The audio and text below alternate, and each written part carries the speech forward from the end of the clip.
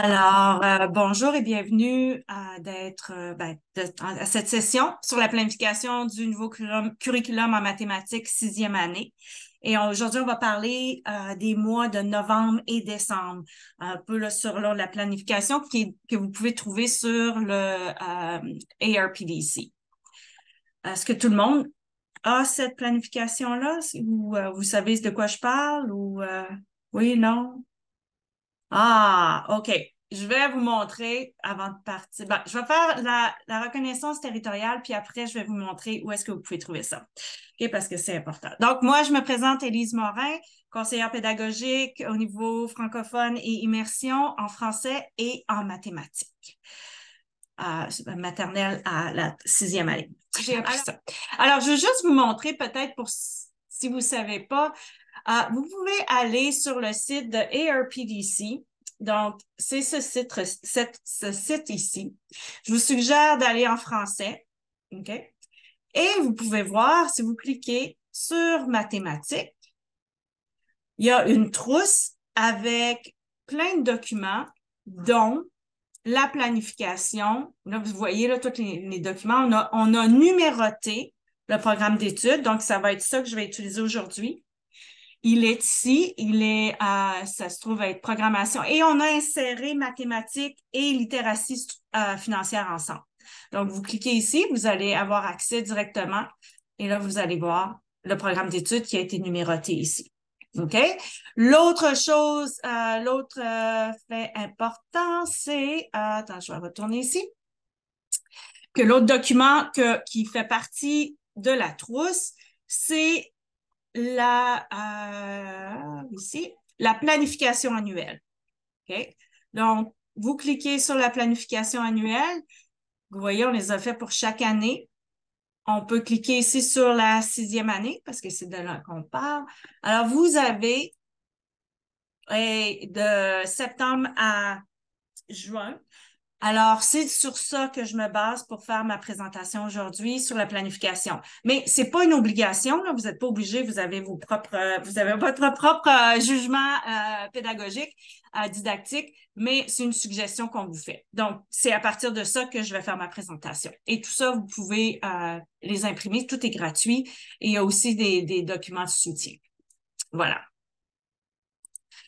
Alors, on a fait un petit retour sur le début de l'année. On va regarder aussi c'est quoi les idées organisatrices à l'étude basées sur la planification qu'on vous suggère et je vais vous partager des ressources.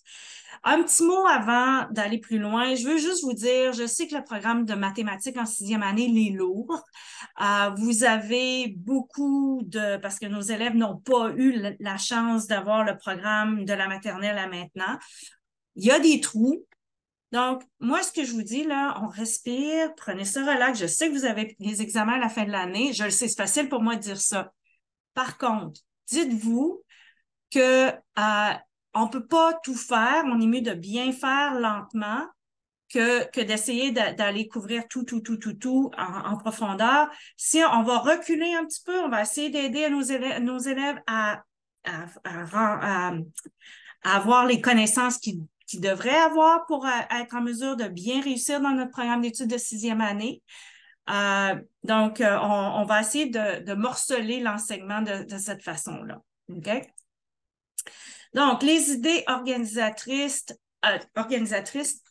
pour cette session, c'est l'exploration des nombres, parce que c'est notre gros morceau dans le programme d'études. On va vraiment parler des opérations au niveau de la multiplication et de la division. On va parler de l'algèbre et de la géométrie analytique. Je sais que la dernière session, et vous pouvez la trouver aussi sur ARPDC, j'ai mis des liens aussi.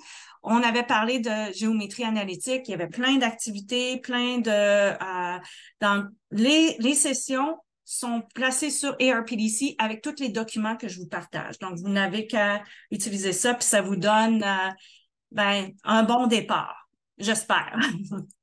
Parce que je sais qu'on n'a pas tout le temps, parce que vous avez aussi en anglais, j'imagine, si vous enseignez votre propre anglais, nouveau programme aussi. Alors, on comprend là, qu'il y a beaucoup là, à faire. Évidemment, il y a un écart, comme je disais plus tôt, entre ce que nos élèves où ils devraient être s'ils avaient suivi le programme depuis le début. Alors, on va essayer de parler un peu de comment combler l'écart. Ici, je vous présente c'est une portée séquence qu'on a fait pour vous. On a fait ça pour chaque idée organisatrice. Moi, je la trouve intéressante parce que ça vous montre quels sont les trous peut-être que vos élèves, parce que les autres, qui n'ont pas eu tout ça. Donc, où est-ce qu'on commence? On le sait qu'on comparer et ordonner des nombres positifs et négatifs, c'est quelque chose qui est nouveau maintenant en sixième année. Mais il y a d'autres choses aussi qui sont nouveaux avant. Donc, ça peut vous aider à faire le recul, peut-être à aller remplir les trous. Et on va en faire un petit peu aujourd'hui parce qu'on va parler de valeur de position puis d'estimation parce que ce sont deux gros morceaux.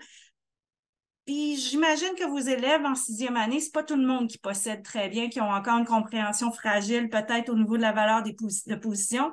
En plus, quand on ajoute maintenant quand on ajoute les décimaux, donc ça l'ajoute à la complexité. Donc, c'est juste pour vous montrer un peu quelles sont les choses qui ont changé et pour nos élèves depuis le nouveau programme d'études. Ici, je veux juste vous montrer que nos élèves en cinquième année auraient dû, mais là, on le fait pas avec l'ancien programme, être capable d'exprimer des nombres à l'intérieur de 10 millions. Donc là, ce n'est pas vraiment le cas. Fait que peut-être que c'est quelque chose que vous allez devoir travailler avec vos élèves aussi. Mais donc, pour ça, quand on a une bonne compréhension de la valeur de position avec les maisons de valeur de position, ça va probablement les aider parce que là, une fois qu'on comprend le concept, la régularité, là, ça devrait bien aller. Voilà. Donc, on a aussi au niveau des additions et soustractions, je sais que j'en ai parlé la dernière fois, la dernière session qui est en ligne, mais on a des choses ici comme en cinquième année, nos élèves, là, ils auraient dû faire des additions, des soustractions jusqu'à 1 million, y compris des nombres décimaux jusqu'au millième. Mais peut-être que c'est là qu'il faut retourner dans nos additions et soustractions pour vous en sixième année, parce que on s'attend à ce que nos élèves, là, maintenant, soient capables d'utiliser additionner, soustraire des nombres en utilisant des algorithmes usuels, ça va, mais aussi on veut qu'ils soient capables de faire des problèmes avec l'argent. Donc, l'argent fait vraiment partie maintenant intégrante du programme d'études, puis ça va vous aider aussi à faire les décimaux quand on passe au centième. Là. L'argent nous aide beaucoup, puis les enfants vont comprendre un peu mieux. Ceci étant dit, nos élèves n'ont peut-être pas la même expérience avec l'argent parce que maintenant, c'est en plastique, on la manipule moins. Donc, peut-être qu'il faut recommencer à les faire manipuler avec ça. Donc, un petit point ici. Voilà. Donc, on va parler des principes de numération parce qu'on s'en va vers les valeurs de position. On sait qu'il y a des régularités dans notre système qui vont nous aider à lire, à écrire les nombres. OK? Et nos élèves, des fois, ont des difficultés. Puis en plus, nous autres, on a la complexité qu'il faut le faire dans une langue seconde. Même si on est en milieu francophone, s'il y en a qui enseignent en francophone, nos élèves ne sont peut-être pas toutes parfaitement bilingues. Ils parlent français. Alors, la valeur de position est la clé pour comprendre comment dire, lire, écrire et calculer avec des nombres entiers. OK? Et aussi, on pourrait dire avec les nombres décimaux. Et là, j'ai une petite question pour vous. J'aimerais que vous imaginiez que vous êtes un de vos élèves qui a peut-être la difficulté ou qui a encore une compréhension fragile des nombres. Et est-ce que vous pourriez m'écrire dans le chat le nombre 2098 en chiffre arabe, là, ou encore en forme symbolique, c'est la même chose. Est-ce que vous pourriez m'écrire ça? Quel genre d'erreur que votre élève pourrait faire quand on écrit ce nombre-là? 2098. Je l'ai choisi pour différentes raisons. Il y a une complexité là-dedans.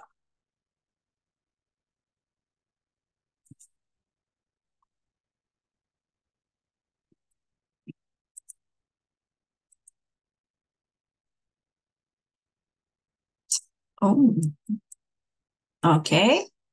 On a ici 298. OK. 2098. OK, bien, ceux-là, c'est parce qu'ils sont bons, là. Mais est-ce qu'ils seraient capables d'une erreur? Je veux que vous Oh, 88 aussi, oui, c'est vrai. Nos élèves 98 et 88, 70, 78, c'est les nombres qu'on appelle complexes, les dizaines complexes. Oui, nos élèves ont de la difficulté à faire ça. 2,98, oui. 2088 ou 2098. Donc, ça nous dit que notre élève n'a pas encore fait le transfert entre ce qu'il entend et comment l'écrire. Un peu là, comme en lecture, en écriture, c'est la même chose. Donc, la dictée de nombres est très importante. Et c'est pour ça qu'on va, quand je vais vous montrer les maisons de nombres, peut-être c'est important d'avoir ça dans nos classes pour aider nos élèves à faire le lien, parce que notre zéro, là, ici, dans 2088, je ne mets pas le 2000, je ne mets pas mes 3 zéros, je vais juste en mettre un parce qu'il tient la place de la centaine. Vous voyez? Donc, pour aider nos élèves à comprendre puis à le visualiser. Et faites ça avec plusieurs nombres. Puis voir, parce que là, il faut que nos élèves le fassent, puis vous allez surpris des fois de ce que vous allez voir. Alors, dans le fond, nos élèves, ce qu'il faut qu'ils comprennent, c'est que il y a le principe de la multiplication dans notre système, notre régularité là, numérique. Donc, par exemple, qu'est-ce que je fais quand j'ai des unités ici? 4 fois 1. Et ma dizaine, je le multiplie par 10. Okay? Vos élèves en 6e année, il faut qu'ils fassent ce genre de lien-là là, maintenant. Quand j'arrive avec les centaines, je le multiplie par 100. Et quand j'arrive, et ainsi de suite, quand j'arrive dans les unités de 1000, dans les milliers, ben là, je multiplie par 1000. OK? Pour certains élèves, là, c'est peut-être pas clair encore, même si, tu sais, ils vont juste vous dire que c'est oui, 3000, ils vont les mettre dans les bonnes cases, mais est-ce qu'ils comprennent vraiment ce que ça représente?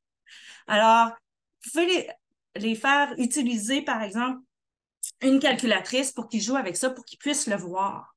Je le multiplie, je le vois. Et peut-être que ça va faire plus de sens pour eux. La même chose ici, comme ça va nous amener vers notre objectif 6N3.2, qui est comme dans notre curriculum numéroté. On le sait qu'il y a une relation multiplicative qui est constante. On a une régularité dans notre valeur de position. C'est pas toujours évident pour nos élèves.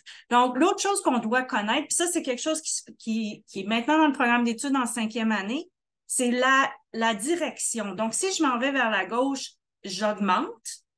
Et si je m'en vais vers la droite, je divise. C'est pas vraiment tout le temps évident pour certains de nos élèves de comprendre ça. OK? Donc, ça, il faut leur dire, il faut que ça soit très explicite. Donc, on multiplie. Puis ça va vous amener, comme le 6N3, là, c'est nos exposants. Ça vous amène là. Donc, pour les aider à faire le lien, mon exposant, c'est pas juste un petit chiffre que je mets en au-dessus, ça représente quelque chose. Et là, quand je le vois, puis je peux le multiplier aussi. J'utilise la calculatrice pour m'aider à voir comment vraiment que quand je me déplace, je multiplie toujours par 10, puis ma valeur augmente de cette façon-là. Sur le site de New Learn Alberta, il y a le lien avec Jump Math. Ils ont des choses. Là, moi, j'ai téléchargé le Google Slide. Là. C'est super bien fait. Je ne sais pas si vous avez eu l'occasion de regarder, là, mais ils ont des comme multiplication par puissance de 10. Et vous avez déjà le PowerPoint est déjà fait pour vous. Et il y a même les questions qui vont avec ça. Donc, et ça vous amène une démarche. Comment le faire si vous n'avez peut-être pas le langage ou quoi que ce soit. Donc, vous pouvez voir, c'est tout sur New Learn Alberta. Est-ce qu'il y en a qui sont allés voir Jump Math ou est-ce que vous l'utilisez? Ouais. C'est la seule, malheureusement, la seule ressource qu'il y a sur New Learn Alberta pour 6e année, mais il y a des belles choses là-dedans. Donc, celui-là, je trouve que ça monte bien, puis c'est quelque chose qu'on peut modéliser avec nos élèves, puis on veut le faire ensemble pour nous amener vers les exposants. Okay, vous allez avoir le lien dans le programme, dans les diapositives. Même chose ici, quand on va maintenant vers la droite, on divise par 10. Encore là, peut-être c'est pas clair pour certains de nos élèves. Okay? Donc, ils font juste peut-être le faire par répétition, mais peut-être de bien comprendre qu'est-ce que ça veut dire. Et montrez-leur. Ou peut-être juste avant de... Moi, je ne le mettrais pas, peut-être la division, mais j'aurais une conversation, une causerie mathématique avec mes élèves à propos de ça, pour voir qu'est-ce qu'ils remarquent, puis qu'est-ce que ça leur dit. Alors, les fameuses maisons de nombres avec la famille des décimaux. Ce qu'on fait, c'est qu'on a la valeur, on a toutes nos unités, nos milliers, nos millions, milliards, billions. OK, c'est sûr qu'on en met plus là, que ce que vous devriez avoir peut-être en sixième année. Mais il y a aussi la maison des décimaux. Ce sont une partie d'une unité. Parce que dans le fond, mes décimaux, ce sont des fractions. Une fraction d'une unité. Et de l'avoir comme ça au tableau, ce que ça fait, c'est que ça l'aide à nos élèves premièrement, ils peuvent s'y référer et aussi, ils peuvent voir la régularité. Ce qu'on remarque ici, puis je leur demanderai, là, c'est toujours la même chose ici, centaines, dizaines, unités. J'ai toujours les trois mêmes, comment je pourrais dire, nominations, le nom, et peu importe la maison. Donc, ça devient plus facile quand c'est le temps de le dire, OK? Parce que là, je sais que j'ai 124 000. Peut-être si je mettrais 1000, pas juste milliers, parce que ça peut mélanger nos élèves aussi, là, mais de voir qu'il y a une régularité là-dedans. Et là, qu'est-ce qui arrive ici quand j'arrive dans mes décimaux? On va faire un petit peu de morphologie. Ah, centaines, centièmes. Y a-t-il quelque chose qui est pareil? Qu'est-ce qu'on entend qui est pareil? Qu'est-ce qui est différent à la fin? Qu'est-ce que ça me dit? OK? Donc, centaines, centièmes, la terminaison n'est pas la même parce que ça représente quelque chose de plus petit. OK? Donc, faire le lien aussi avec le langage pour qu'ils soient capables, nos élèves, de l'entendre aussi à l'oral. Okay. Voilà. Oups. Alors, je vais vous montrer une autre façon de montrer la compréhension pour nos élèves avec la régularité. Là, on arrive avec les exposants. Okay? Donc, en 1, on voit la jeune fille avec son cube. On a tous vu un cube comme ça, de base de 10. Ici, c'est 10. Et on voit mon exposant, c'est 10. Et j'ai une languette de 10. OK? Mais là, on va aller, ça va, là. Nos élèves devraient être capables de faire ça. On arrive maintenant dans les centaines, c'est la même chose, mais vous voyez ici, là, j'ai encore ma claque de 10 et j'ai mon exposant à la 2. Donc, 10 fois 10. OK? Encore là, je pourrais le mettre aussi avec mes maisons pour leur montrer une autre façon de montrer. OK? Même chose avec 1000. Qu'est-ce qui va arriver? Puis peut-être avant de montrer ça, je dirais à mes élèves, OK, qu'est-ce qui va arriver avec mon 1000 maintenant? Parce que dans le fond, on fait le lien aussi avec les régularités. Quand là, quelqu'un disait enseigner en spirale, là, je peux faire mon lien en même temps avec les régularités. Qu'est-ce qui se passe ici? C'est la même chose. OK? Même chose avec les 10 000. Qu'est-ce qui se passe ici? OK, c'est sûr que là, c'est en anglais parce que dans le programme d'études aussi, je veux juste vous signaler, en tout cas en cinquième année, on dit qu'on doit représenter les nombres en français et en anglais. Donc, les élèves doivent être confrontés aux deux. Okay? Donc, on peut garder, des fois, si on trouve des documents en anglais, on peut le garder pour leur montrer parce que c'est important qu'ils soient exposés aux deux. Donc, vous voyez ici, 10 000, là, en plus, j'ai un visuel qui me dit, 10 000, c'est gros. OK, j'ai encore ma base de 10, mais là, elle est plus grosse. Puis, je pourrais même prendre les deux images pour les comparer puis dire, pourquoi que c'est plus gros et avoir ce genre de discussion-là avec mes élèves. La même chose ici avec mon centième. Vous voyez encore le même processus. Et là, on le voit plus qu'on avance, plus qu'on voit que nos blocs grossissent et la personne rapetisse. Donc, c'est ça pour nous montrer un peu là, la magnitude au niveau de comment. Et vous voyez ici, là, la 10 millions, c'est gros. Et je vous ai mis l'autre place, je ne vous l'ai pas marqué là, parce que attends une minute, je veux retourner là. Ah oui, l'écriture des nombres. Savez-vous que ça a changé avec la nouvelle orthographe? Alors, je vous ai mis un petit lien ici. Si vous avez à en écrire des nombres, alors, allô, prof. Maintenant, tous nos nombres ont, quand j'ai plus qu'un nombre de 2 chiffres ensemble, je vais avoir un trait d'union. OK? Puis, même la forme, exactement, est une régularité. Tu vois, déjà, tu fais le lien. On travaille la régularité. C'est pas, elle est partout, la régularité. En mathématiques, surtout. Puis ça va nous aider aussi en algèbre. Tout, tout est interrelié. OK? C'est juste que là, présentement, on regarde le programme d'études plus en silo, mais vous allez voir, vous allez les voir, là, les choses qui vont ensemble. Et je vous ai mis un autre aussi parce que les grands nombres, il y a d'autres règles. Et ça, ben, c'est quand même assez intéressant. Ça vient du gouvernement fédéral et vous voyez comment qu'on écrit les nombres parce qu'il vous explique là, comment écrire les nombres plus grands, là, est-ce qu'on accorde ou pas. Là, parce que les choses semblent changer assez fréquemment. Voilà. Alors, vous voyez ici 10 millions, j'ai ma régularité aussi. Et là, la jeune fille qui est vraiment petite. Et là, j'arrive encore plus grand. Même chose. Donc, vous voyez, j'ai des régularités ici, puis ça. Hey, en plus, c'est la même chose parce que vous devez faire des proportions, des rations, éventuellement. Ben, ça, là, ben, vous voyez, qu'est-ce qui se passe à gauche, qu'est-ce qui se passe à droite. Pas besoin de faire un algorithme tout de suite. Je peux juste les exposer à ça, qui voient que, si j'augmente quelque chose d'un côté, ça va augmenter de l'autre bord aussi. OK? C'est ça le ratio. C'est pas plus compliqué que ça.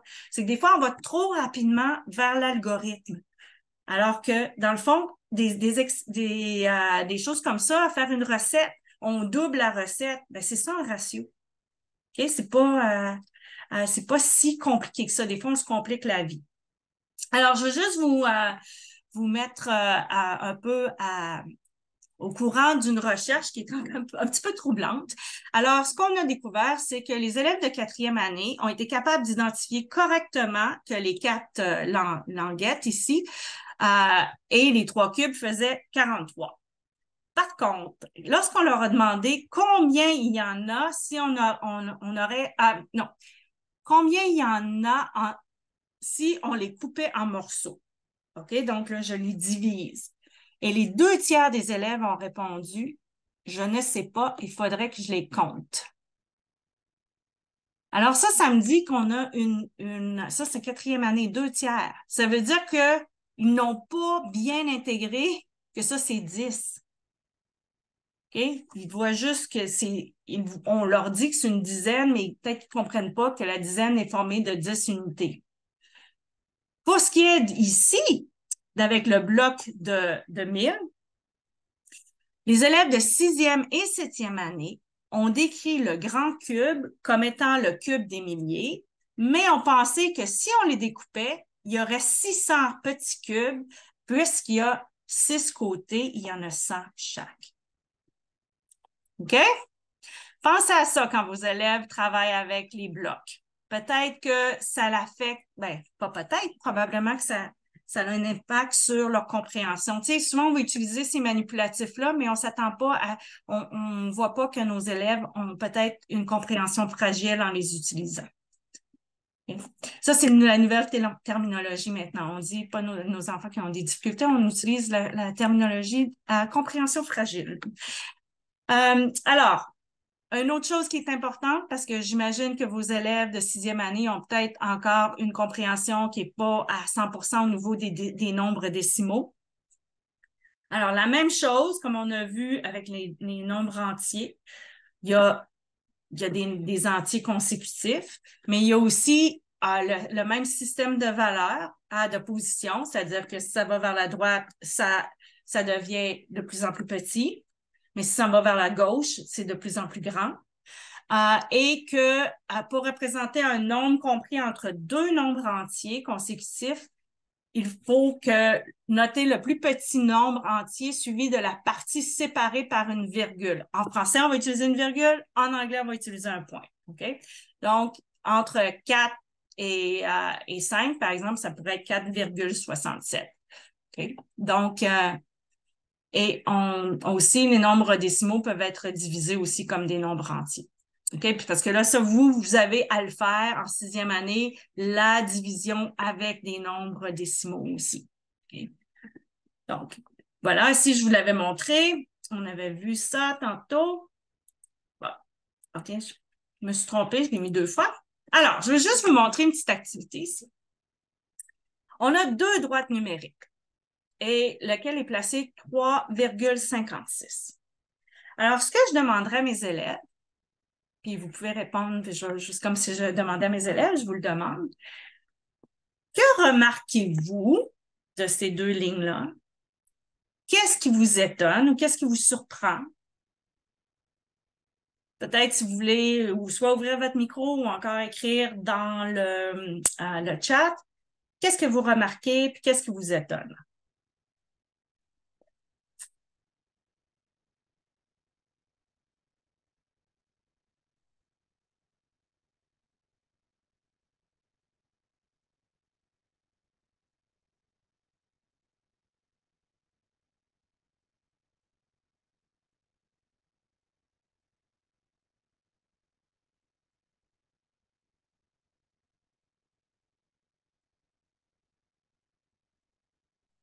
Il y a des choses qui sont similaires, semblables? Est-ce qu'il y a des choses qui sont différentes?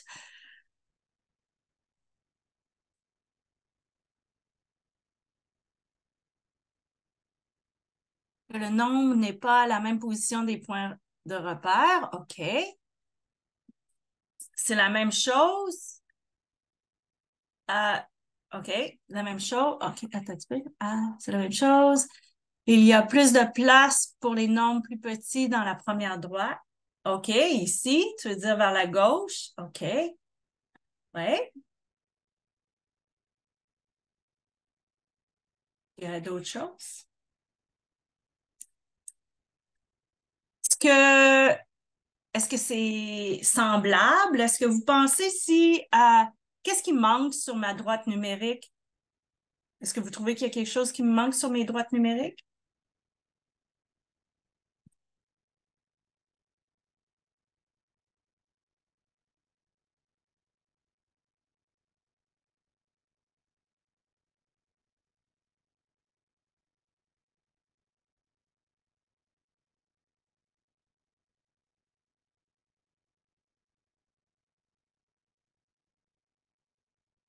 OK, les points à gauche, ouais, on n'a pas de repère, on n'a pas de point de départ et point d'arrivée. Oui, elles sont ouvertes.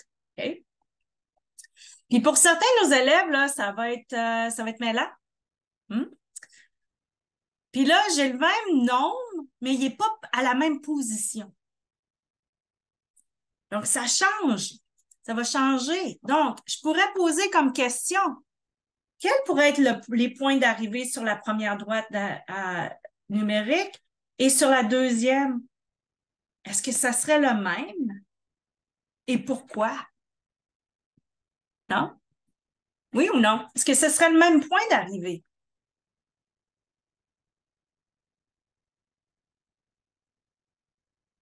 Et pourquoi ce ne serait pas le même point d'arrivée? J'ai quand même deux. Là, vous remarquez ici, là, je vous le mets en nombre, il est en anglais, là. J'ai fait par exprès, là, c'est pas une erreur. J'ai fait en français.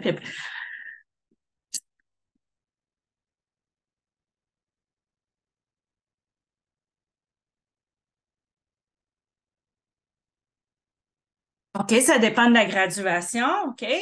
Mais peux-tu m'en dire plus par rapport à la graduation? C'est quoi les indices pour toi? Ce serait pas pareil.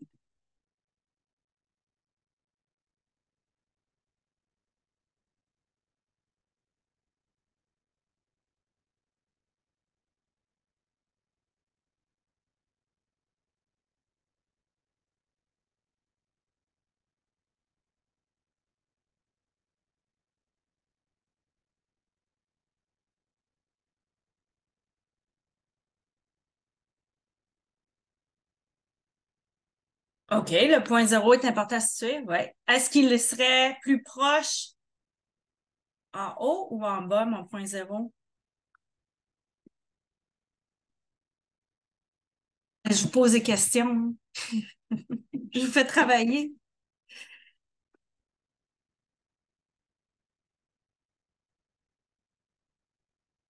Ah, oui, il y a plein de choses qu'on ne sait pas. On ne sait pas c'est quoi notre graduation, on ne sait pas. Mais est-ce que mon nombre ici, si je compare à ici, si c'est 3,56, probablement que mon nombre ici va être plus grand que celui-là parce que je suis plus proche. La distance. OK? Ah, mesure. Ça va ensemble. Vous voyez? J'utilise ma droite numérique. Ça va m'aider à faire le pont plus tard quand on va faire aussi la mesure. La distance est, quand on parlait de graduation, ma distance entre les nombres est toujours pareille. Ça ne change pas, c'est une constante. Mes points de départ et mes points d'extrémité peuvent changer. Mais la distance entre chaque, si j'ai décidé que c'est 1 centième, ça ne change pas. Ça va toujours être 1 centième pareil. J'ai décidé que c'est 1 dixième, ça va être pareil. Donc, si vos élèves ont, par exemple, de la difficulté avec les nombres décimaux pour faire ça, moi, je retournerai au préalable puis je le ferai avec des nombres entiers. Parce que peut-être que pour certains, juste là, on ajoute une virgule, puis là, ça devient trop, mais je retournerai au nombre entier. L'autre chose qu'on fait en utilisant ça, c'est qu'on utilise aussi nos capacités d'estimation. J'estime que entre cette distance de ce point-là à la distance de mon extrémité, c'est à peu près. OK? Donc, ça se travaille l'estimation, puis on va voir comment. J'ai de la misère avec ma...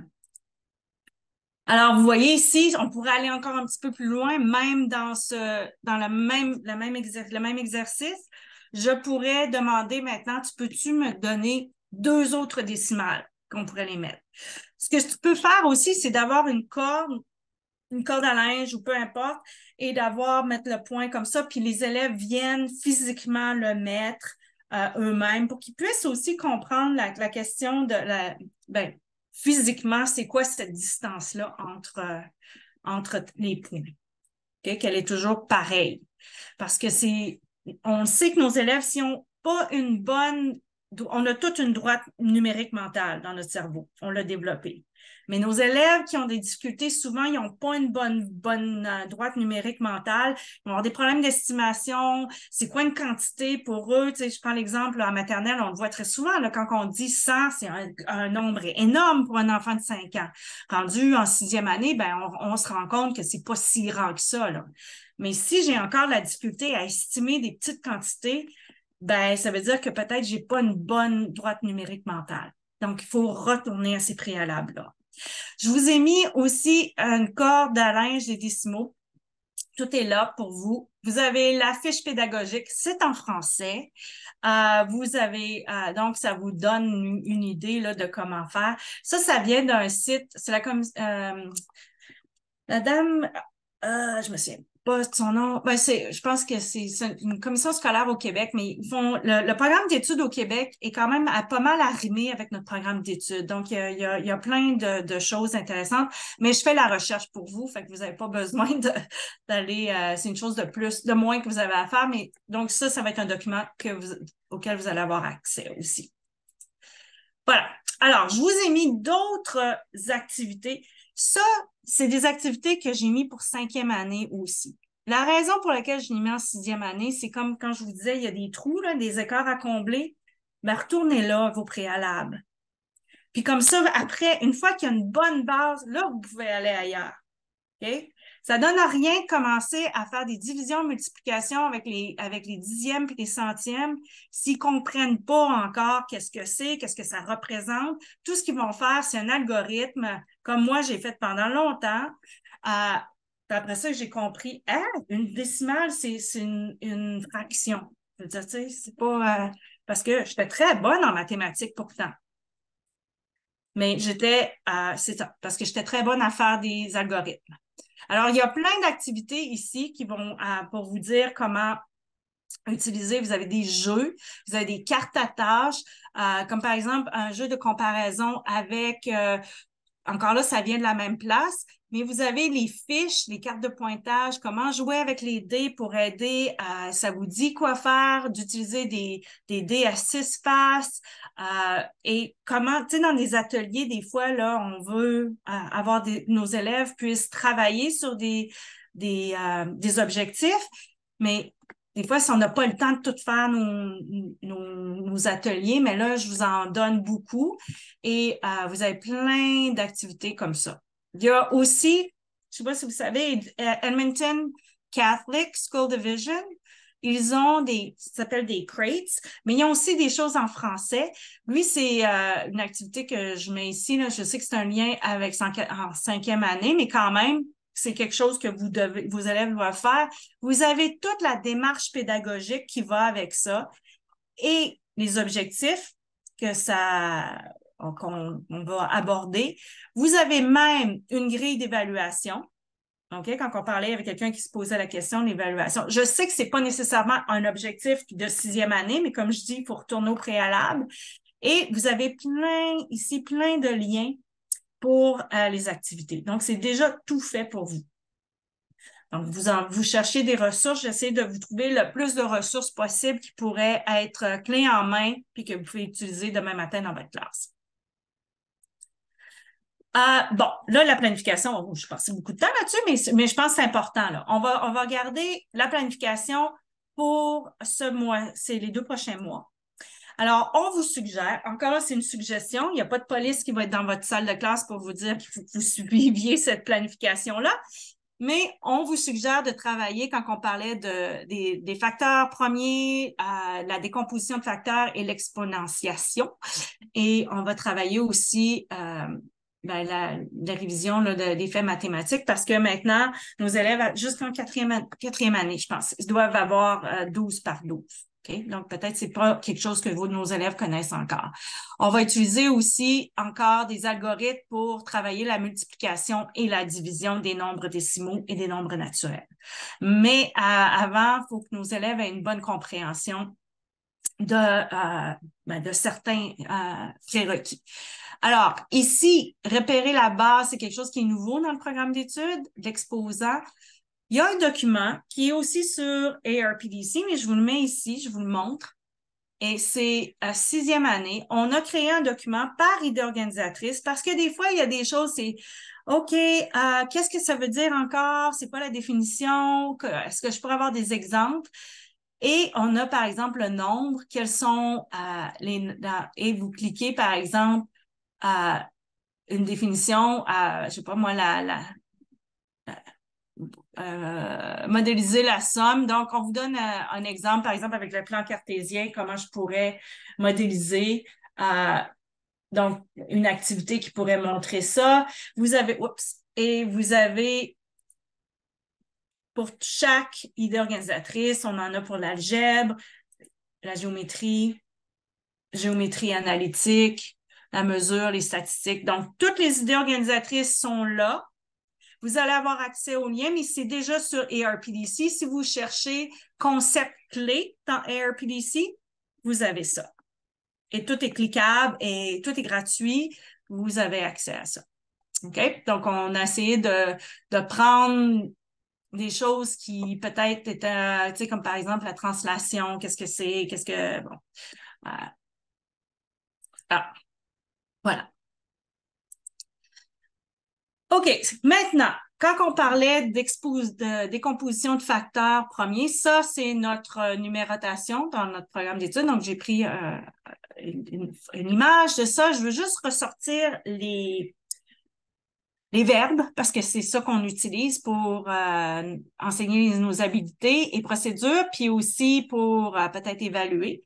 Alors, on veut que nos élèves soient capables de composer un produit. Premièrement, est-ce qu'ils savent c'est quoi un produit? Ça, on utilise ce genre de langage-là. Là. C'est quoi un produit? Okay? Donc, je dois savoir qu'un produit, c'est avec des facteurs, puis c'est la multiplication. Exprimer la décomposition de facteurs. Donc, comment je vais montrer ça? OK? Donc, ça, c'est ce qu'on veut dire. Tous ces verbes-là, ça vient de la taxonomie de Bloom. Et on a mis un document là, encore sur ARPDC pour vous aider à voir où est-ce qu'on en est dans le développement là, cognitif par rapport aux verbes. Alors, déterminer les facteurs, c'est certain qu'en 5e année, on travaille aussi les facteurs, mais on ne va pas aussi loin. Donc, peut-être pour ça, vous pouvez retourner voir, quand je vous ai donné là, la portée séquence, c'est quoi en cinquième année pour vous amener vers la sixième année. Et parce que peut-être que nos élèves, ils savent pas c'est quoi factoriser un nombre. Et là, on parle aussi de divisibilité, qui est quand même l'inverse des facteurs. Okay? Donc, ça va ensemble. Je vous ai mis ici un lien avec la factorisation. Moi, je trouve qu'il est super bien fait ici. Vous avez 4, 5, 6. Vous avez des méthodes. Ça vous montre comment faire un arbre. Alors, oui, ça vous explique la démarche à un arbre. Puis, je pense, c'est-tu dans celui-là? Il y en a un qui a un lien que vous pouvez cliquer, puis vos élèves peuvent le faire en ligne. Donc, c'est une façon de faire. Vous pouvez faire ça avec des cartes aussi. Vous pouvez jouer avec des cartes puis le faire. OK? Pour aider nos élèves à le faire. Donc, il n'y a pas... Et on retourne au préalable. Compter par bon. Je compte par bon de 5. C'est mes facteurs de 5. 5, 10, 15, 20. Je compte par 10. Oh, mes exposants, c'est aussi un facteur. OK? Dans 100, j'ai 10 fois 10. Alors, vous voyez, essayez de faire des liens pour nos élèves dans tout ça. Il y a des jeux aussi avec des dés, des grilles, puis considérés comme la multiplication un peu comme la multiplication de l'air, mais en utilisant des pages quadrillées. Encore là, il y a un beau document de Jump Math qui est déjà tout fait pour vous et qui vous montre vraiment la règle de divisibilité 2, 3, 5, 9 et comment le faire et ça, il y a toute une démarche qui vous guide là-dessus. Donc, c'est déjà fait pour vous, puis vous pouvez montrer ça à vos élèves. Voilà. Je vous ai mis d'autres liens. Il y a des choses qui sont intéressantes avec en Ontario, qui s'appelle En avant les maths. C'est, vous voyez, eux, ils font ça en septième année. Okay? Nous, on fait ça en sixième. Alors, c'est un autre document qui vous explique là, comment multiplication répétée à l'aide de la notation exponentielle. Donc, il vous donne le déroulement, il vous donne aussi des activités à faire avec vos élèves.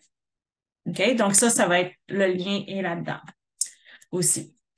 J'aime beaucoup l'utilisation des Lego, blocs Lego. Est-ce que si vous en avez dans votre classe, on peut l'utiliser très, très facilement pour faire je vais juste montrer l'image ici. OK, on peut utiliser des petites plaquettes avec des lignes ici, comme ça, c'est une barre qui vaut 12. Alors, comment je peux le diviser?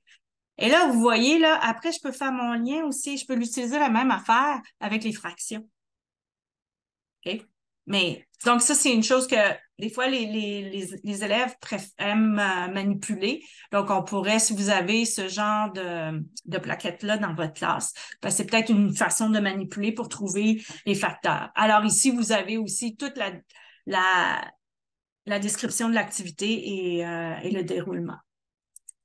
Il y a un jeu ici que ma collègue et moi avons développé, qui s'appelle le jeu Atome. Ça, c'est un jeu qu'on joue en équipe.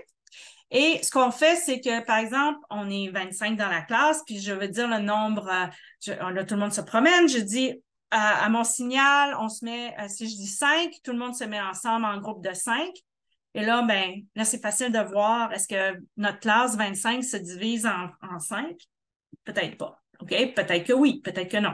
Donc, puis on peut le faire comme ça, puis les élèves aiment beaucoup. Je l'ai fait la fin de semaine passée, je donnais une conférence en mathématiques et je l'ai faite avec 50 profs. Puis ça marche super bien, ils ont adoré. Fait que je sais que nos élèves de sixième année aussi vont aimer ça. Donc, vous avez le lien là-dedans aussi. Et je vous mets encore notre image de la progression par rapport à la multiplication et la division.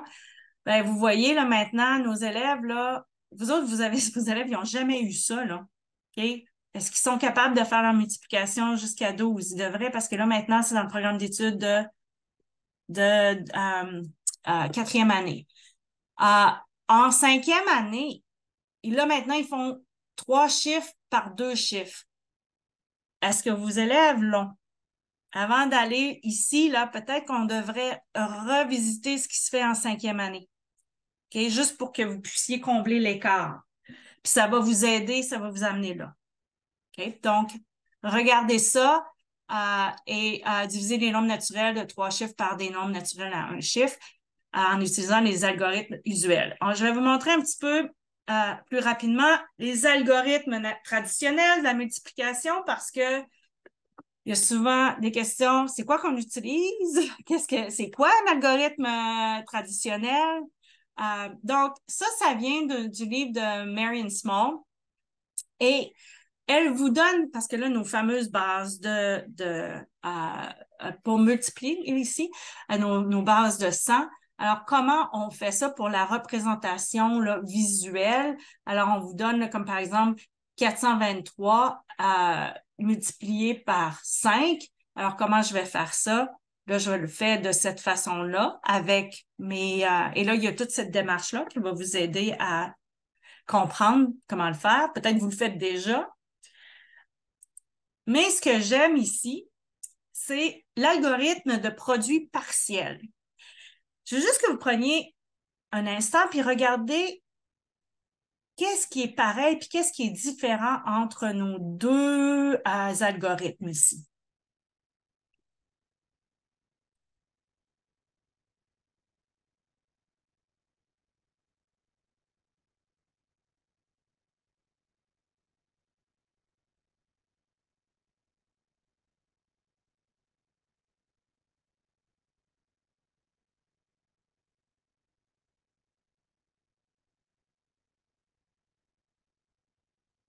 Et vous voyez quelque chose de différent.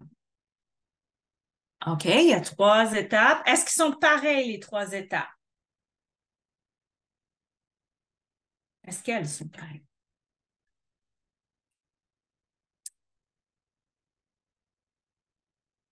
Décroissant versus croissant. Alors oui. Alors on a soit commencé ici, on a commencé avec nos centaines, alors qu'ici, on a commencé avec nos unités.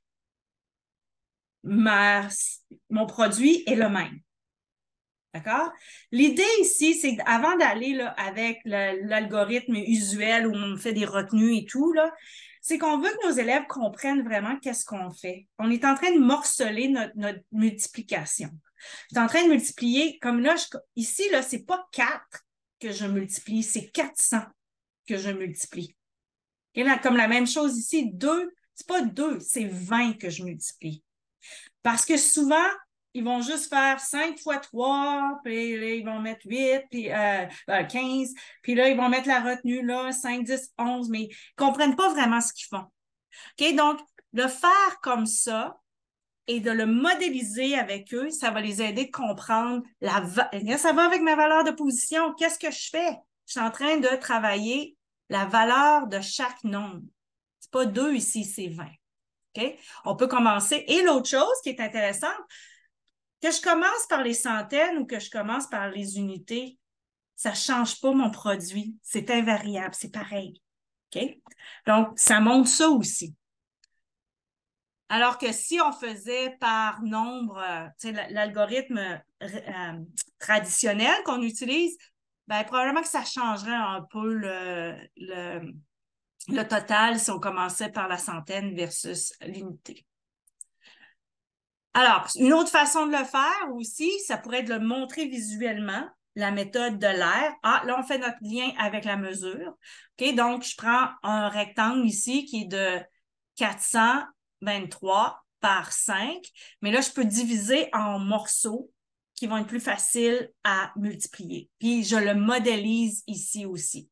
Donc, j'ai multiplié mon 5 par 400 parce que j'ai fait mon rectangle ici, alors qu'ici, là, quand mon 20, j'ai multiplié par 5 parce que là, c'est cette partie-là du rectangle et ici, c'est le 3 qui est multiplié. Donc, vous voyez, donc c'est une autre façon de représenter mon algorithme avec des produits partiels. On peut le faire aussi la même chose en utilisant des blocs de 10. OK? Donc, on peut mesurer ici parce que mon bloc mesure 32 par, ce serait 32 par 43. OK? Donc, je fais le même processus. Quels sont les nombres les plus faciles à multiplier? OK? Donc, je vais diviser en même temps mon bloc en parties qui vont être plus faciles. Ah, regardez, ce sont des centaines ou des milliers ou qui sont avec zéro, qui terminent avec zéro, qui sont justes. OK? Donc, ça devient plus facile. Et ça l'aide aussi avec l'arrondissement. Ça va aider aussi avec l'estimation. OK? Parce que ça, c'est une chose que je vais utiliser. Ben, oui, puis la commutativité de la multiplication, évidemment. Voilà. Même chose pour la division. Et si, moi, là, je sais pas, là, s'il y en a qui viennent du Québec, là, mais moi, ça, là, ce symbole-là me mêle, là, tout le temps. Parce que c'est pas comme ça que je l'ai appris de l'autre bord. Je sais pas, est-ce que je suis la seule à faire ça? Non? OK. Moi, ça, je l'ai pas appris de même, puis il faut que j'y pense, là. Même si je comprends c'est quoi que ça représente, mais il faut que j'y pense. Alors, mais ce que j'aime ici, c'est cette représentation-là de la division. Et pensez-y, là, on divise un tout en parties. Ah, c'est quoi ça? Des fractions. OK? On fait le lien. On peut aider nos élèves à faire le lien plus tard aussi. Alors, je divise, mais là, on peut utiliser mes blocs de 100 et de 10. Et quand on arrive ici, là, puis là, j'ai un bâtonnet de 10. Quand on parlait tantôt que nos élèves, là, ils ont la compréhension fragile avec ce que ça représente, là, mon 10, là, ben, on le défait ensemble pour qu'on puisse comprendre que dans le fond, ce 10-là, c'est une dizaine, c'est 10 unités. Donc, ça va devenir plus facile à le diviser après puis à le mettre dans la bonne case. OK? Donc, et ensuite, je le mets aussi avec mon algorithme. Donc, je fais le lien entre l'image et l'algorithme. Au lieu d'aller, des fois, on va trop rapidement vers l'algorithme et on oublie ce que ça représente. OK? L'algorithme, c'est dans le fond, c'est une façon, un code qu'on a déterminé que tout le monde allait utiliser, puis c'est comme ça qu'on allait faire les divisions, mais ça représente quelque chose. OK? Donc, après, je peux voir que chaque partie vaut 115 et j'ai un reste de 1. Okay? Donc, ça, c'est toute une démarche. La même chose ici avec Jump Math. Ils ont une très belle progression là-dedans que je vous ai mis le lien qui va vous aider si vous avez besoin. Tu sais, puis ils ont des PowerPoint, des diapositives qui vont vous aider aussi dans la démarche. Maintenant, on arrive à une autre chose que nos élèves doivent savoir au niveau de la multiplication de la division des nombres, c'est d'évaluer la vraisemblance d'un produit et d'un quotient. Bon, avant d'arriver là, on va peut-être retourner en arrière en 5e année. Ils font ça avec l'addition et la soustraction. On sait que ça va être plus facile là, de le faire. Donc, l'estimation est très, très importante. Ça, c'est relié à ma droite numérique mentale, à mon sens du nombre. Donc, l'estimation, il faut le travailler, c'est comme un muscle. Donc, on utilise l'estimation pour les manipulations virtuelles. Oui, il y en a. Il y en a plusieurs. Je vous suggère, je vais mettre ça ici, parce que là-dedans, il y en a plein. Ça s'appelle, je vais le mettre ici. Est-ce que vous connaissez la boîte à outils mathématiques? Ah, ça vient de c'est sûr que ça vient du Manitoba. C'est de maternelle à 4e année, mais il y a plein de manipulatifs là-dedans. Et à l'intérieur de ça, il y a aussi des liens pour les manipulatifs virtuels. Enrich en a beaucoup. Il y a ça, là, c'est des séquelles qui me viennent en tête, là. Mais allez voir là-dessus, vous allez voir une liste dans ce document-là. Vous téléchargez, c'est un PDF, je pense qu'il y a 300 pages ou quelque chose comme ça. Et vous avez plein de manipulatifs aussi que vous pouvez utiliser là pour. Il y en a une super bon pour la valeur de position, là, c'est des tentes qu'on met là avec pour les nombres, puis là, on fait juste pour travailler. C'est comme c'est plié comme ça, là, puis on peut mettre les nombres dessus pour travailler les nombres. Donc, ça peut être quelque chose aussi, là. C'est vraiment bien. C'est maternelle à 4e année, mais il y a des choses qui s'appliquent aussi en 6e année. Donc, ici, on explique un peu pourquoi l'estimation, c'est important. Et on va voir, on peut utiliser pour l'estimation, c'est relié aussi à l'arrondissement. Donc, si, supposons, j'ai 13 427, ben, il faut que je vais l'arrondir. Ici, par exemple, c'est à la centaine près. Donc, je vais dire à 1300, 13 000 ici, peut-être là, c'est à la centaine. Ici, à 13 500, plus ici, là, dans le milieu. Donc, je l'arrondis à, ouais, c'est ça, à 4 000, 14 000. Donc, l'arrondissement, encore là, ma droite numérique est super importante. Travaillez beaucoup, beaucoup avec la droite numérique. OK? Il faut que ça soit quelque chose qui voit et qui comprennent la distance entre et on a besoin de nombreux repères. Donc, on sait que probablement que mes multiples de 5 puis mes multiples de 10, là, je fais mon lien avec ma factorisation, ça va être mes points repères. Vous voyez, tout est dans tout. C'est juste qu'il faut essayer de trouver les petites parties qui vont ensemble. Donc, mes nombres repères sont super importants.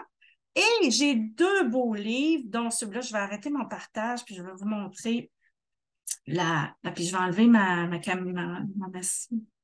je vais vous montrer. Lui, il est tellement beau. C'est mon livre préféré. Ça s'appelle Le problème avec les lapins. Vous pouvez voir. OK? Il est vraiment beau. C'est basé sur le problème, les suites de Fibonacci. OK? Donc, ça travaille les suites, mais ça travaille les grands nombres aussi. Et, tu sais, on peut travailler, par exemple, ici, là, vous avez une Lévite Salapine pour une fête. Là. Vous avez une petite carte. Et là, c'est cute, là, celui-là. C'est celui-là? Ah oui. On voit même à une échographie de lapin. C'est super cute. Il est super cute. Puis à la fin, faut déterminer combien il y a de lapins puis combien de carottes qu'ils vont manger tous les lapins. Et vous voyez là, parce qu'à chaque mois, ben, il y a plus de lapins. Puis vous voyez. Donc, on travaille les grands nombres. Il est vraiment mignon, je vous le suggère. Et vous pouvez travailler plein de choses avec ça. Moi, j'adore travailler à partir des livres. Alors, ça, c'est le problème avec les lapins. Il est superbe. Voilà. L'autre livre, je l'ai, mais je l'ai. C'est un livre qui est un petit peu plus vieux. Ça s'appelle Si le monde est un village de 100 personnes. Ça va vous aider aussi plus tard avec le ratio. Parce que là, on prend la population, puis on la divise, on la simplifie à 100. Et donc, si par exemple, si le monde était 100 personnes, ben, j'invente, là, je ne l'ai pas devant moi, là, mais peut-être qu'il y aurait 3 personnes qui aimeraient manger de la crème glacée. Ben, probablement qu'il y en aurait plus, là, mais vous voyez, là, donc ça va nous aider plus tard aussi. On peut travailler les grands nombres, mais ça peut nous aider aussi à travailler le ratio. OK? Donc, et puis vous mariez le français et les mathématiques. Voilà. OK? Donc, ici, j'ai aussi un petit lien pour l'art de bien estimer. Donc, vous pouvez avoir accès à ça. Alors, je ne vous le montrerai pas tout en détail, mais pour évaluer la vraisemblance, je vais juste montrer celui-là. Il n'y a pas de parole. C'est un petit vidéo. C'est sûr qu'il est un petit peu facile pour là, mais je commencerai là, moi, avec mes élèves pour l'estimation. Donc, je vais vous montrer une vidéo. Vous allez, c'est mon ami. Là, il s'appelle Cookie Monster. Alors, vous allez voir. Donc, on fait des façons pour amener la causerie mathématique.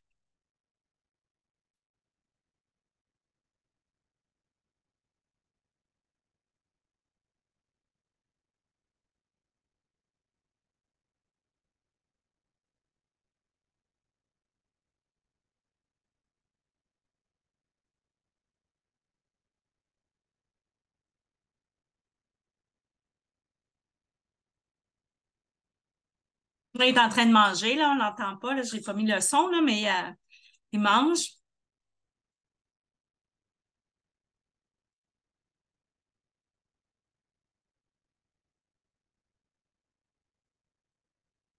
On les,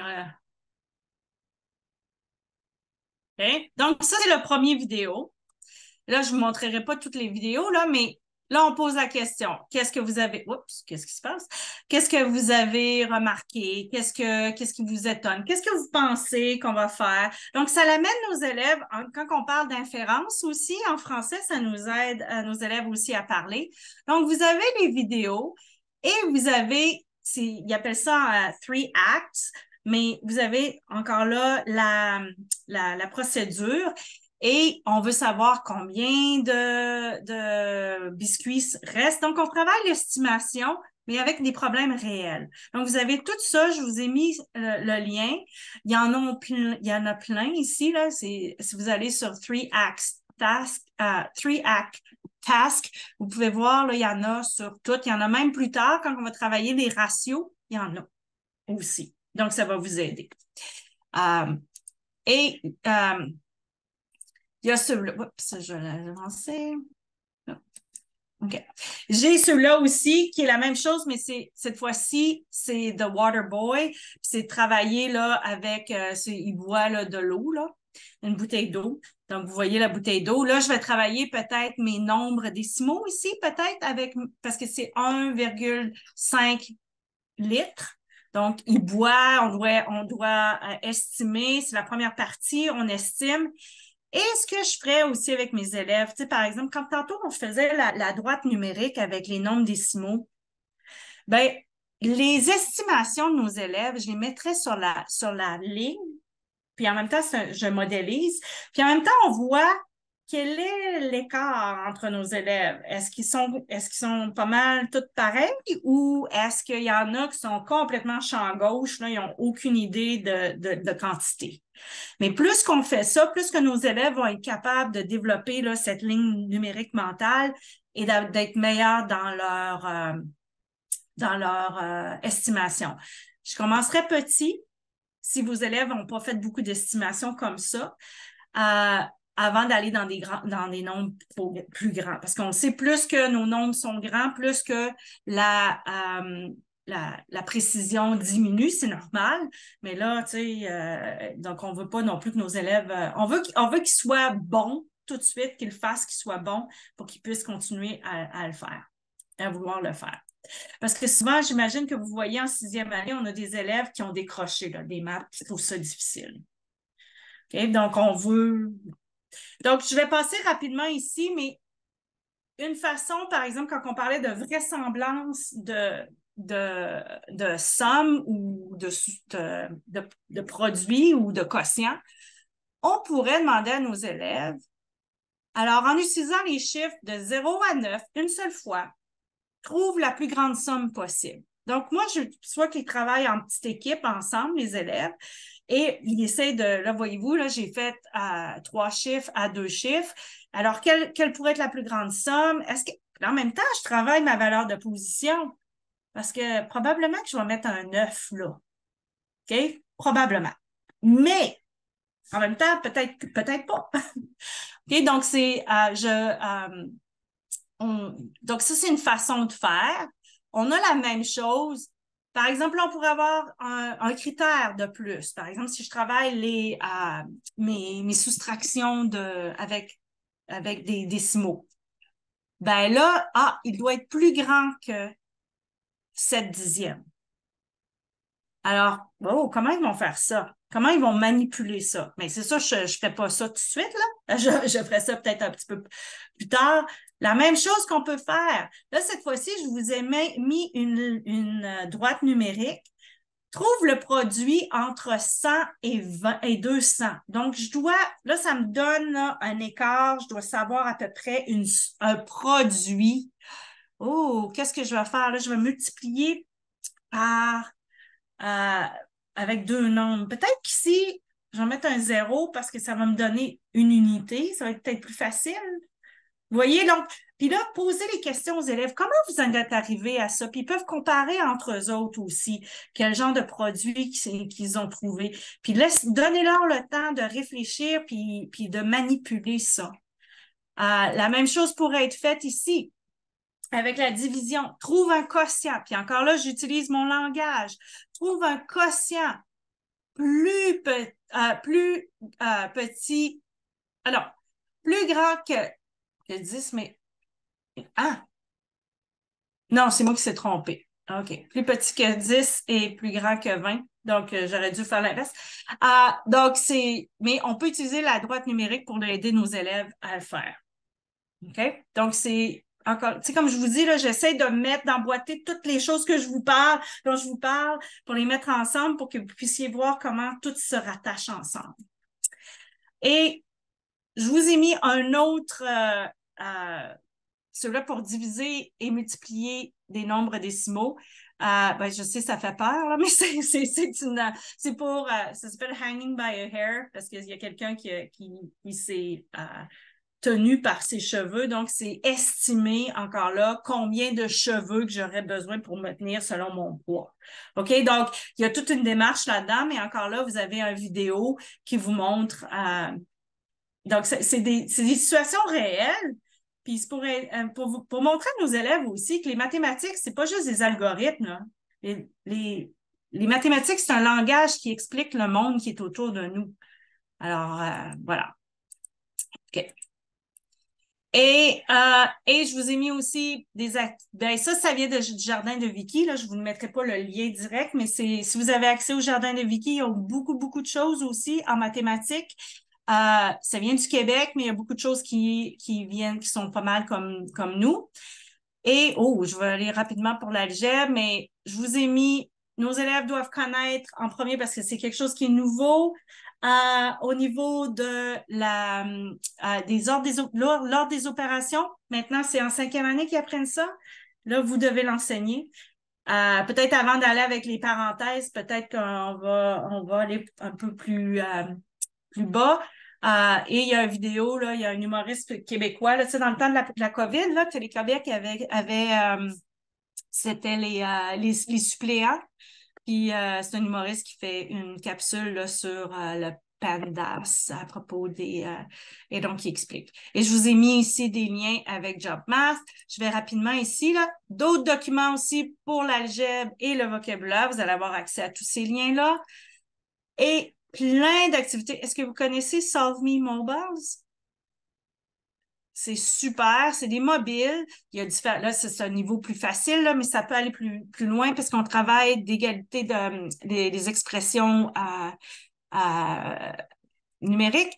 Alors, et puis, donc, c'est trouver un inconnu, c'est ça finalement de l'algèbre. Donc, il y a différents niveaux. Je vous ai mis les liens, je vous ai mis ça, là, ça vient plus de la 5e année, mais parce que je pense qu'il faut retourner là pour qu'ils soient capables de faire des choses plus loin. Il y a une chose que je veux vous montrer qui va avec le codage parce que ça c'est un super beau site, le Centre franco-ontarien des ressources pédagogiques. C'est number one. Vous avez plein de choses et leur programme de mathématiques, ça rime beaucoup au nôtre. Et cette activité-là, ce que j'aime, c'est que ça met eux autres, ils parlent du codage et le mettent en mathématiques, alors que nous, on l'a mis dans le nouveau programme dans les sciences. Mais il y a toute l'idée ici du plan cartésien aussi. OK? Donc, ça va ensemble. Donc, puis vous travaillez les multiplications, tout ça. Donc, vous avez toute la démarche et vous avez aussi tous les documents à imprimer. OK? Donc, je vous ai mis plusieurs activités. Bon, les fameux, ça, là, c'est de l'algèbre, là. Puis vous travaillez, par exemple, ici, vous en avez ici avec les priorités d'opération, là. Vous pourriez faire ça aussi. Donc, ça, c'est des choses que les élèves aiment beaucoup faire. Puis, mais c'est dans le fond, c'est ça, c'est de trouver des inconnus. J'ai un petit peu de misère. OK. Alors, juste rapidement, je n'irai pas en détail dans la géométrie analytique parce qu'on n'a pas le temps, mais sachez que la session d'avant est sur le lien. Je vous ai toutes mis les différentes choses par rapport ça, c'est plus l'axe de symétrie, par exemple. Je ne sais pas pourquoi je les ai mis là. Ah, je me suis trompée. Bon. Alors, plus ici, au niveau de la rotation, c'est dans le plan cartésien. Si vous avez dans votre école les chenelières mathématiques, là, regardez, là, il y a beaucoup de notre programme d'études de 6e année qui se trouvent en 7e année. OK? Donc, si vous cherchez quelque chose, là, allez là-dedans, vous allez voir qu'il y a beaucoup de choses dedans. Et la même chose, vous avez plein d'activités. C'est quoi le plan cartésien? Mais ça, c'est quelque chose que d'habitude nos élèves comprennent assez bien, là, le plan cartésien. Là. On peut commencer juste avec... c'est pour ça qu'au début de l'année, on avait commencé avec les nombres positifs et négatifs pour qu'on puisse aller vers le plan cartésien après le faire. Donc ça, c'est plein d'activités qui sont là-dedans pour vous... comment faire ça. Il y a modulo, il y a voilà, on a des can. Donc c'est des activités là que vous avez pour faire la et ça c'est des cadrans. On peut utiliser une feuille, puis la plier en quatre pour aider nos élèves peut-être à reconnaître les cadrans là, mon cadran positif et mon cadran négatif ici. OK, voilà. Et finalement, voilà, ça c'est une chose. New Learn Alberta, je vous ai mis ce qu'il y a là. Donc, je vous invite à aller sur le site de New Learn Alberta, mais je vous ai déjà mis quelques liens par rapport à JumpMath.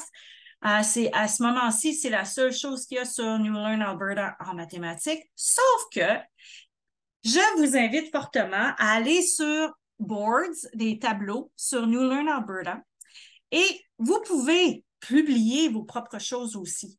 Donc, ce qu'on espère, c'est que c'est ce que le gouvernement veut, mais je pense que nous, on veut aussi, on va créer, nous, au consortium des tableaux, mais on aimerait aussi que les enseignants, si vous avez là des activités qui sont que ça marche super bien dans votre classe, là, partagez-les là, pour que les autres profs aient accès. Donc, plus que de profs qui vont partager leur tableau.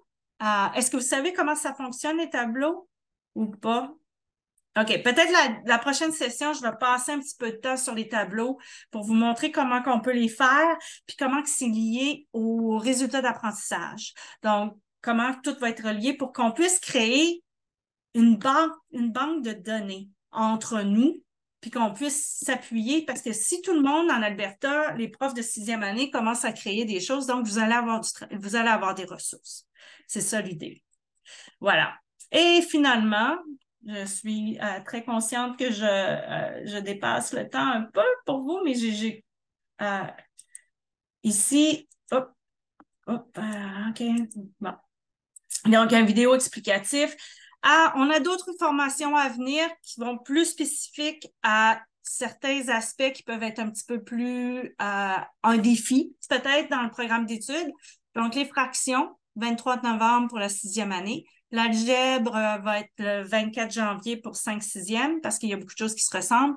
Et la géométrie, le 13 mars. Vous pouvez vous inscrire en allant sur le site de ARPDC. Voilà.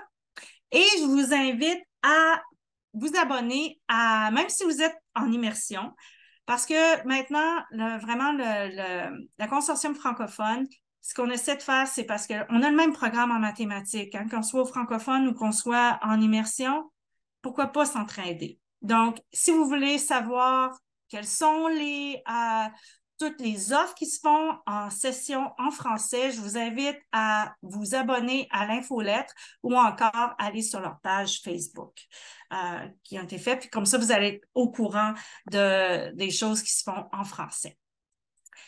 Voilà. Alors, c'est tout pour moi. Et je sais que je suis désolée si j'ai passé un petit peu plus à côté un petit peu plus long, mais la prochaine session va être le 14 décembre.